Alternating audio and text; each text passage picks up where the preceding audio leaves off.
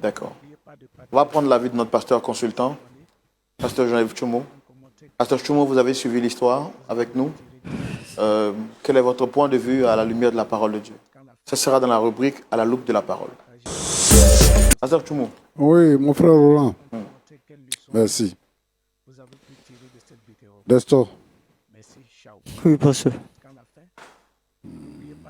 Tu reconnais que tu as fait du tort à quelqu'un? Parce que je le reconnais à 100% devant Dieu, devant les hommes. Je le reconnais. Et je présente vraiment mes excuses au pasteur. Sincèrement, je le Quand reconnais. le pasteur t'a vu pour la première fois, tu faisais quel travail? Je me débrouillais comme un jeune. Franchement, je n'avais pas d'activité stable. D'accord. Et tes parents faisaient quel travail? Mes parents ne travaillaient pas non plus. D'accord. Donc le pasteur t'a pris sous son aile. Oui. Il t'a formé. Et puis, comme tu l'as dit là, comme il a développé une œuvre en Europe et qu'il devait partir en Europe, il t'a établi comme son adjoint sur les gens que tu avais déjà trouvés. Oui. À ton avis, c'était quel geste il a posé comme ça? Je pense que c'est la grâce même qu'il m'avait déjà accordée. Puis un geste de... En tout cas, une grande confiance, une grande estime qu'il avait pour moi et puis pour ma Il personne. t'a fait du bien. Oui, oui, pasteur.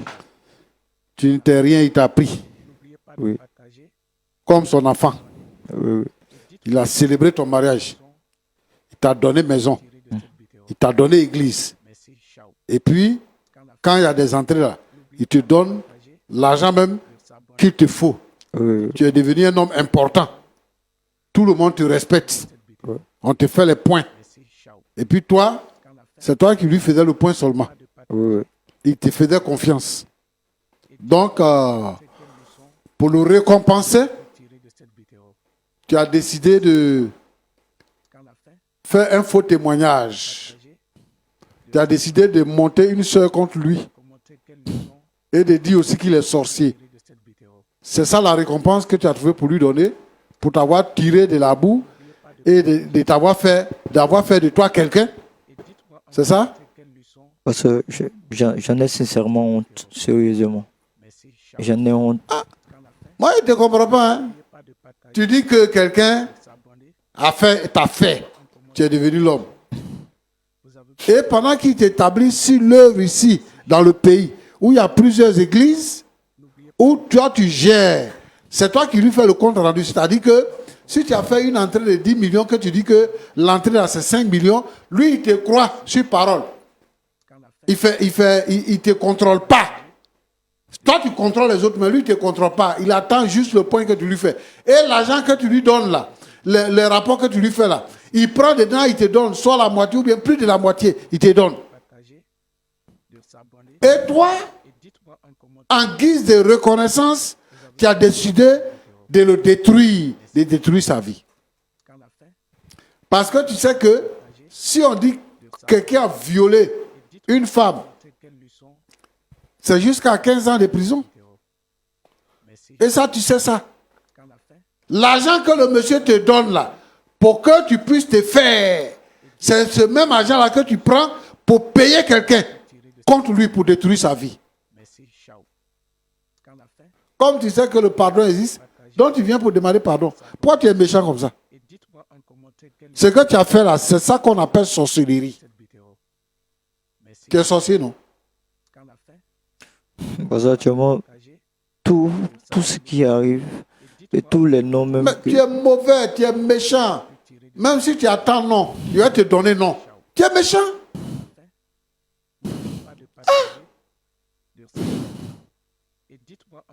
Maintenant, tu vas venir justifier par ça pour dire que, ouais, Dieu t'a payé parce que ta femme et tes enfants sont morts. Bon, ça c'est une coïncidence, et moi je pense. Mais tu es foncièrement méchant. Ça veut dire que si tu te comportes comme ça avec quelqu'un, ton sauveteur, c'est que tu agis comme ça, c'est ta vie même. Il y a d'autres choses que tu fais qu'on ne connaît pas, que tu n'es pas venu dire ici. Tu es un mauvais monsieur. Tu es un mauvais monsieur. Comme il t'a donné l'église, tu dis maintenant lui-même, tu vas l'enlever complètement. Et puis l'église va devenir pour toi. L'église est déjà pour toi. C'est toi qui gères tout. Tu le fais condamner. Il va en prison. Et là-bas, il perd son enfant. Sa femme le quitte.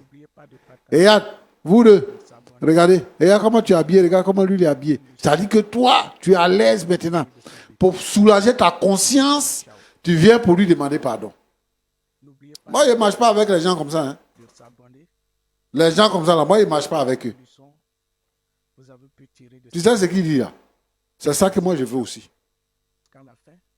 Il faut que tu ailles à la police. Il faut que tu témoignes devant. Tu dis ça aujourd'hui à la télévision. Mais il faut que l'église sache que toi, tu es un mauvais grain et que tu as fait du tort à quelqu'un. Tu t'en vas raconter aux chrétiens qu'il est sorcier. Il fait des pratiques en bas dans les églises. Il envoûte les gens, il prend les chances. Ah, mon frère. Quand même, hein. Quand même. Il t'a rien fait de mal. Quand lui, il est assis comme ça, il réfléchit, il pense comment il va faire pour que toi, tu sois heureux.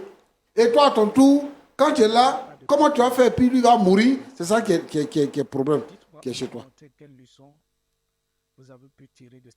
Roland t'a demandé tout à l'heure. Tu lui demandes pardon là.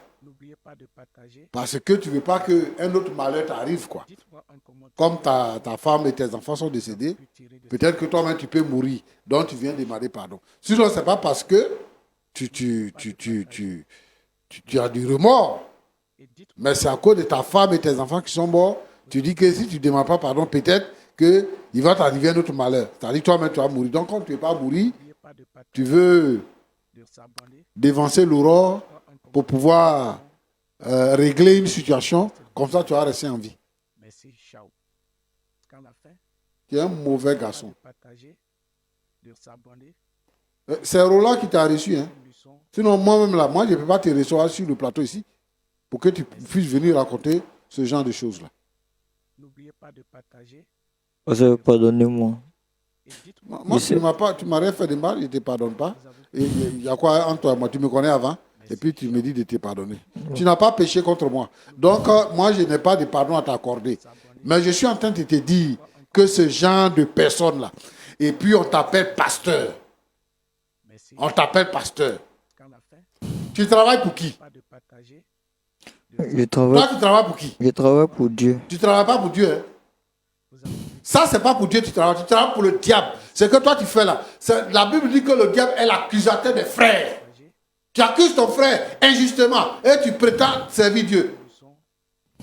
Ils sont légions comme ça. Effectivement. Et on mélange tout le monde. Pasteur, pasteur. La notoriété, c'est ça. Tu as l'argent, tu as la belle vie, tu peux voyager, tu peux faire tout ce que tu veux. Lui, il t'a fait quoi de mal? Pourquoi tu détruises sa vie? Pourquoi tu détruises sa vie? Il t'a fait quoi de mal? Parce que j'ai été trompé par le diable. Je sais pas. Voilà, d'accord. Comme c'est ton maître, c'est ça qui t'a trompé. C'est lui que tu sers. Non, c'est pas ça. Faux pasteur.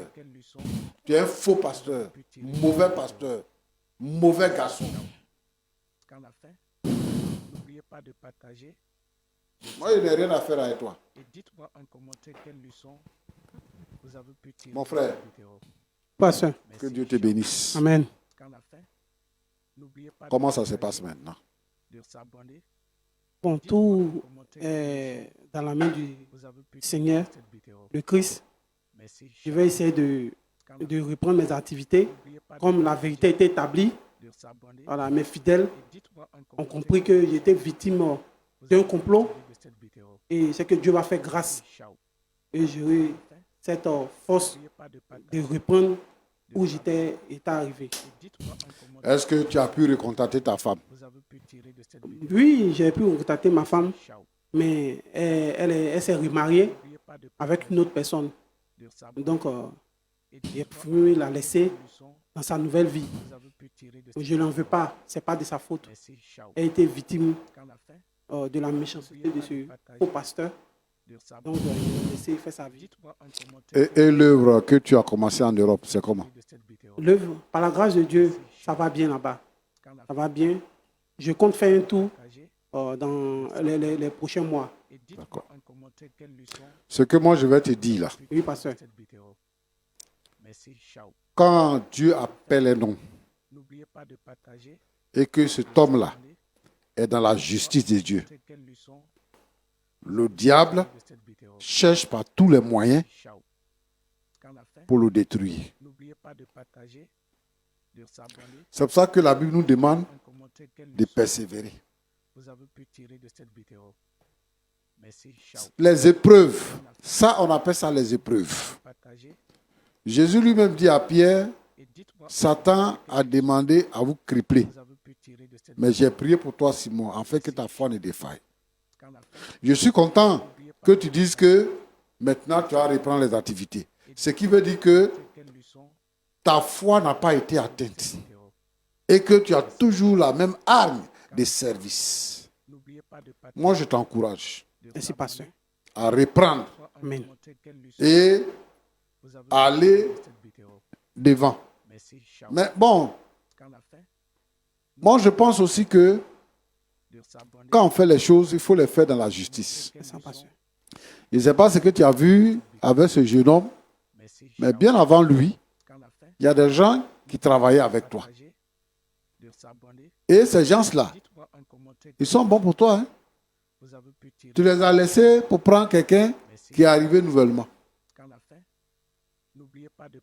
La Bible dit que il ne faut pas confier des responsabilités à un nouveau converti, de peur qu'il ne s'enfle d'orgueil et qu'il ne commette des impairs. Et c'est ça qui est arrivé.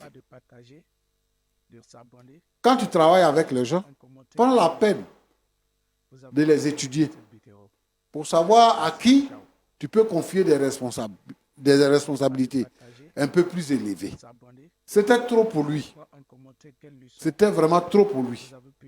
C'est pour ça qu'il est arrivé à ce niveau. Si ce qui est arrivé, c'est parce que le Seigneur l'a permis. Rien ne peut arriver à un enfant de Dieu si Dieu ne le permet. Je te donne une histoire qui s'est produite dans la Bible. C'est l'histoire de Job. La Bible présente Job comme étant le plus intègre de sa génération. Il craignait Dieu. Il était l'ami de Dieu. Et le diable allait demander la permission à Dieu de pouvoir mettre Job à l'épreuve. Ce que Dieu a accepté. Si aujourd'hui tu es dans cette situation, c'est que Dieu a accepté. Et Dieu te réserve de plus grandes choses. Amen. La Bible dit que Job a été éprouvé. Tout le monde l'a abandonné. Même sa femme l'a abandonné. Tout le monde l'a abandonné. Mais quand Dieu a restauré Job, il lui a donné le double de ce qu'il avait perdu. Et je pense que le Seigneur va te donner le double, voire même le triple ou le quadruple. Amen. Dieu va te donner ça. Amen, pasteur. Donc, c'est inutile de faire une bataille qui est déjà gagnée. Dieu l'a déjà humilié. Il ne faut pas gâter ton nom. Tu n'es pas comme lui. Il faut le laisser. Parce que Dieu a pris ta défense. En venant ici et en confessant de sa bouche que lui, il a monté une sœur pour qu'elle t'accuse, pour qu'on dise que toi, tu as violé. Et qu'il a raconté aux chrétiens que toi, tu es un sorcier. Il vient faire un aveu. Dieu met tout à la lumière. Donc, toi, c'est quelle parole tu as fait encore? Il faut le laisser. Il faut le laisser dans sa vie là. Mais ce que moi je vais te recommander, il faut te séparer de lui. Tu ne gardes rien contre lui. Tu ne gardes rien, il faut lui pardonner ce qu'il t'a fait. Mais, il ne faut pas l'avoir à côté de toi. Comme tu l'as dit toi-même tout à l'heure, que tu ne sais pas quel coup il prépare encore contre toi. Ne le mets pas en prison. Mais il n'a qu'à s'éloigner de toi. De toute façon, il a une formation pastorale. Donc lui-même aussi, il peut créer son église. Il n'a qu'à aller créer son église et puis il va travailler. Voilà. Et que le Seigneur t'aide. Amen, pasteur. Et il ne faut rien garder dans ton cœur contre lui. Parce que tu ne sais pas. Dieu qui a fait ton palabre, tu ne le vois pas.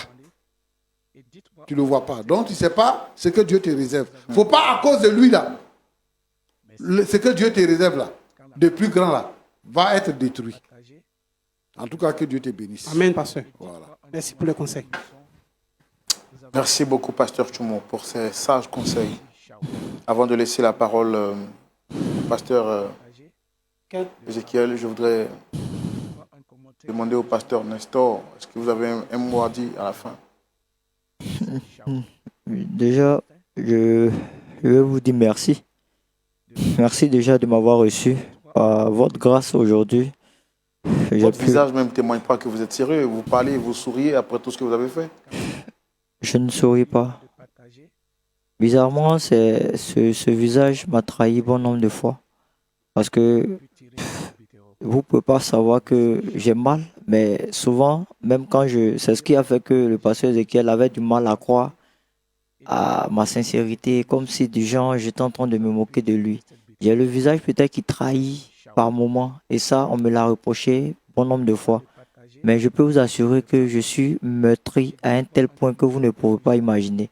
Parce que ce que ce monsieur a fait pour moi, sincèrement, je ne peux pas me retrouver aujourd'hui à juste même avoir un sourire sur le visage. Et ce que le pasteur a dit est tellement touchant et poignant que peut-être vous pouvez interpréter l'aspect de mon visage comme si peut-être j'esquisse quelque chose qui est réjouissant, mais mon cœur est vraiment meurtri et mon cœur est vraiment... Je ne saurais vraiment comment décrire les sentiments qui m'animent au-dedans.